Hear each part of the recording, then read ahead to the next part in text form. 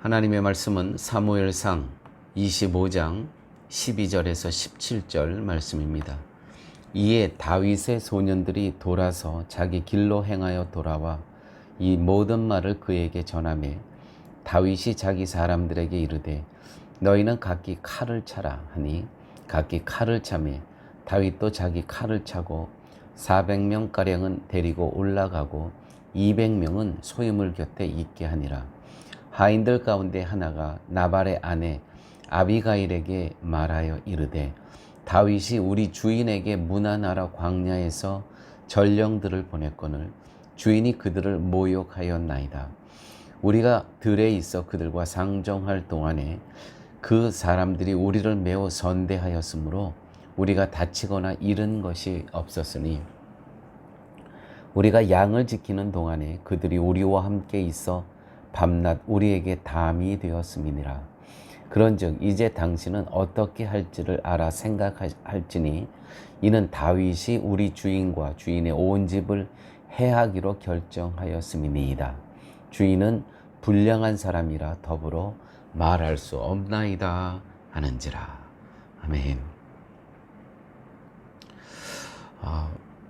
오늘 이 배경의 내용은 다윗이 자기가 함께하는 사람들이 600명 아닙니까?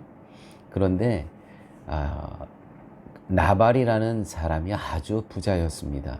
그 사람이 양의 털을 깎는 시기에 이제 자기네들이 광야에서 도피자위생을 하면서 먹을 것이 없었습니다. 그래서 이스라엘에서 양 털 깎는 시기는 잔치날입니다.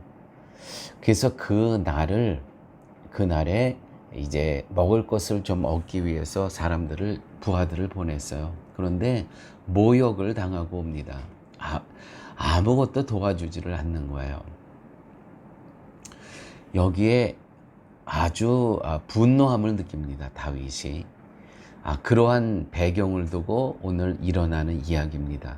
여러분, 의사가 병을 고치는 것은 그 사람의 재능이며 기술입니다. 때문에 스스로 고쳐본 경험이 있는 질병에 대해서는 자신 있게 고칠 수가 있습니다. 의사뿐만이 아니라 자동차, 정비사, 건축가 등등 기술과 재능을 요하는 모든 분야에서는 인간이 경험하고 습득한 재능과 기술이 발휘됩니다. 재능과 기술은 날마다 반복된 일을 하기 때문이죠.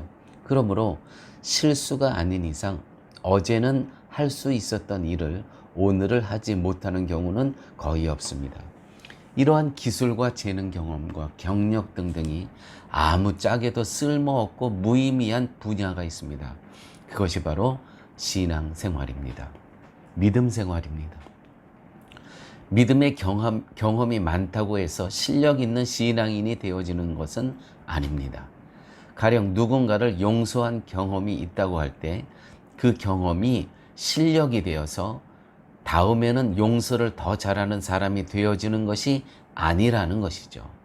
오히려 오늘은 용서를 했는데 내일은 분노하고 미움만 드러낼 수 있다는 것입니다. 이 나발의 반응에 대해서 어제부터 우리가 나발에 대한 다윗과 나발에 대한 이야기를 듣고 있는데 25장 말씀입니다. 나발의 반응에 대한 다윗의 대응이 어땠습니까?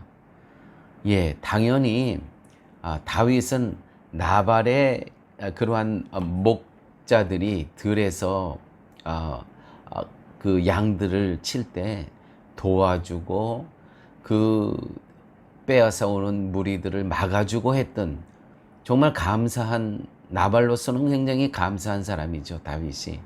그런데 먹을 것을 좀 달라고 하니까 거절을 합니다. 모욕을 합니다. 여기에 대한 대응이 13절입니다. 다윗이 칼을 찬 400명의 사람을 데리고 나발에게 쳐들어갑니다. 자신을 죽이려고 하는 사울은 살려주면서 소유를 나눠주지 않았다고 해서 나발을 쳐들어가는 다윗의 모습을 보게 됩니다. 지금까지 사울에 대해서는 그토록 긍휼의 모습을 보였던 다윗이라고는 도저히 믿어지지 않을 만큼 격하고 감정적으로 대응을 합니다. 오늘 본문에 이렇게 기록되어 있죠. 너희는 각기 칼을 차라 하니 각기 칼을 차매 다윗도 자기 칼을 차고 400명가량은 데리고 올라가고 200명은 소유물 곁에 있게 하니라. 이것이 다윗이 나발에 대한 격하고 감정적인 대응이었습니다. 그래서 우리는 정말 늘 성령 안에 거하여야 됩니다. 우리가 성령의 다스림에서 벗어나게 되면 우리도 언제든지 지금까지 잘 참아왔습니다. 지금까지 잘 했습니다. 그러나 어느 순간 이렇게 폭발할 수가 있다는 것이죠. 성경에 나중된 자가 먼저 되고 먼저 된 자가 나중된다는 예수님의 말씀을 생각해 보면 신앙은 경험과 연수로 결정되는 것이 아님을 알 수 있습니다. 그러므로 성도는 자신의 경험과 출석 연수로서 다른 사람과 차별을 두려고 하는 것을 지극히 삼가해야 됩니다. 분명히 해야 할 것은 믿음은 실력도 재능도 기술도 경험도 아니라는 것입니다. 믿음을 쌓아가는 것으로 여겨서는 안 됩니다. 믿음은 축적되는 것이 아닙니다. 믿음은 오늘 주어지는 은혜입니다. 단 한 번 주어진 것으로 충족되는 은혜가 아니라 날마다 나에게 필요한 것을 새롭게 주어지는 선물, 이것이 은혜라는 것이죠. 대개 사람들이 오해하는 것은 믿음과 은혜의 관계입니다. 우리가 종종 착각하는 것은 믿음을 자신의 소유물처럼 생각한다는 것이죠. 결국 처음에는 은혜이지만 다음부터는 자신의 실력으로 등장해 버리는 것이 현대 교인들의 믿음이라고 말할 수 있습니다. 하지만 믿음은 시작부터 마지막까지 새롭게 주어지는 선물이라는 것입니다. 이것이 은혜임을 잊어서는 안 됩니다. 매 순간순간 새롭게 주어지는 선물입니다. 은혜가 아니면 한순간도 믿음에 머물 수 없는 것이 인간의 연약함이고 악함이라는 것을 깨달아야 한다는 것이죠. 믿음은 나에게 날마다 필요한 것, 하나님께서는 그것을 공급해 주십니다. 그것이 곧 은혜인 것이죠.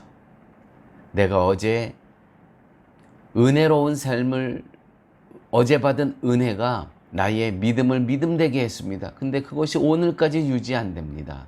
오늘 또 기도하면서 하나님의 은혜를 또 사모해야 된다는 것이죠. 그 은혜를 사모했을 때 하나님께서 오늘 내게 필요한 새로운 선물, 믿음을 하나님께서 오늘 허락해 주신다는 것입니다. 아버지 하나님 감사합니다.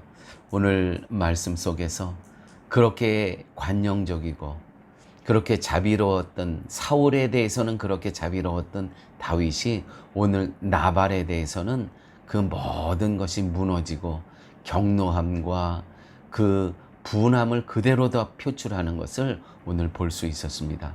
아버지 하나님, 우리가 늘 성령의 다스림 안에 거할 수 있게 하여 주시고 그 성령께서 매일 공급해 주시는 그 선물이 곧 은혜임을 깨닫게 하여 주심을 아버지 하나님 감사합니다.